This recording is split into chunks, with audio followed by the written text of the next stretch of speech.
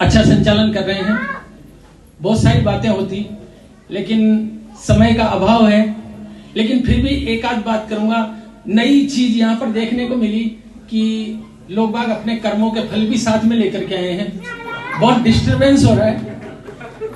आइंदा ध्यान रखें कि इन कर्मों के फलों को घर पर ही छोड़ करके आए, और अभी के लिए इतना ध्यान रखें कि इनको वापस भी लेकर के जाएं। कहीं एक आध यहाँ छूट गया तो परेशानी हो जाएगी। सीधा सीधा कविता से जोड़ता हूं मैं। हास्य और व्यंग दोनों अलग अलग चीजें हैं। मैं हास्य व्यंग का कवि हूं। हास्य आप समझिए किसी को लठ मार लिया, वो हास्य है। और व्यंग आलपिन चुबो दिया, दर्द होता है व्यंग में। तो एक हास्य व्यंग की रचना, थोड़ी सी भूमिका। प्यासे कौवे की कहानी आप सबने पढ़ी होगी, जितने भी लोग हैं उन्होंने प्यासे कौवे की कहानी पढ़ी होगी। मैं प्यासे कौवे की कहानी, मैं शिक्षक हूं और यहाँ पर शायद बहुत सारे शिक्षक लोग होंगे। शिक्षक होना, कवि होना लगभग समान सा ही है। जितने भी कवि हैं 60-70% शिक्षक ही हैं, क्योंकि हमारे पास टाइम खूब होता है। उस टाइम में किया क्या जाए। तो सीधा सीधा एक रचना, मेरी प्रसिद्ध रचना है वो प्यासा कौवा। कि एक बार स्कूल में गए एक प्यासा कौवा, इधर पढ़े थे मास्टर जी, इधर पढ़ा था पौवा। पौवा तो समझते हो ना? हाँ हाँ हाँ, बिल्कुल बिल्कुल, आप लोग तो समझदार लोग हो। कि एक बार स्कूल में गया एक प्यासा कौवा। अच्छा, एक खास बात और है, ये महिलाएं भी समझती है पौवा। कि एक बार स्कूल में गया एक प्यासा कौवा, इधर पढ़े थे मास्टर जी, इधर पढ़ा था पौवा। पौवे में रम थी, थोड़ी सी कम थी। कौवे में रम थी, थोड़ी सी कम थी। मास्टर जी थे उदास, कौवे को लगी थी जोर की प्यास। बोला मास्टर जी मुझे भी जीने दो, थोड़ी सी पीने दो। देखिए कल्पना कहां तक जाती है। कौवा बोला मास्टर जी मुझे भी जीने दो, थोड़ी सी पीने दो। मास्टर जी बोले पीले पीले, तू भी क्या याद रखेगा। लगता है शायद पहली बार कोई कौवा रम का स्वाद चखेगा।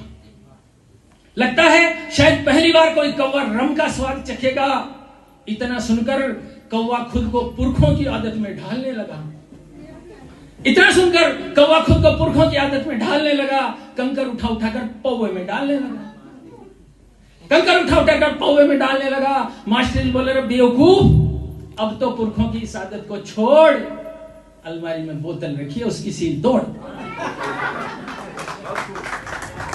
अरे बेवकूफ, अब तो पुरखों की इस आदत को छोड़। और व्यंग देखना, अब तो पुरखों की आदत को छोड़, अलमारी में बोतल रखी है उसकी सील तोड़। हमारा क्या है, सरकारी कागजों को भर देंगे, ऐसा स्टॉक में चढ़ा रखी है, खारिज भी कर देंगे।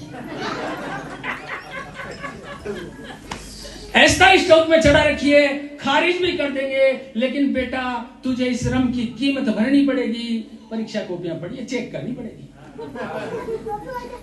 तुझे इस रम की कीमत भरनी पड़ेगी, परीक्षा कॉपियां पढ़िए, चेक करनी पड़ेगी। इतना सुनकर कौवे ने 2-4 घूंट चढ़ाई और परीक्षा की कॉपियों की तरफ अपनी चोंच बढ़ाई।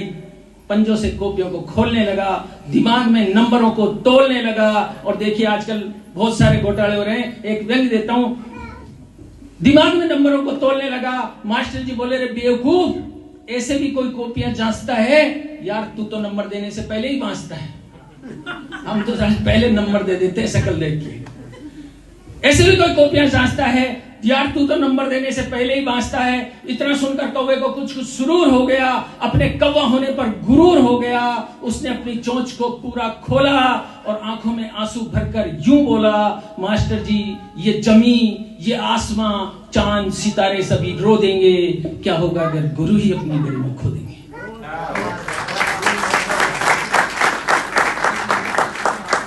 ये जमी, आसमां, चांद सितारे सभी रो देंगे, क्या होगा अगर गुरु ही अपनी गरिमा खो देंगे।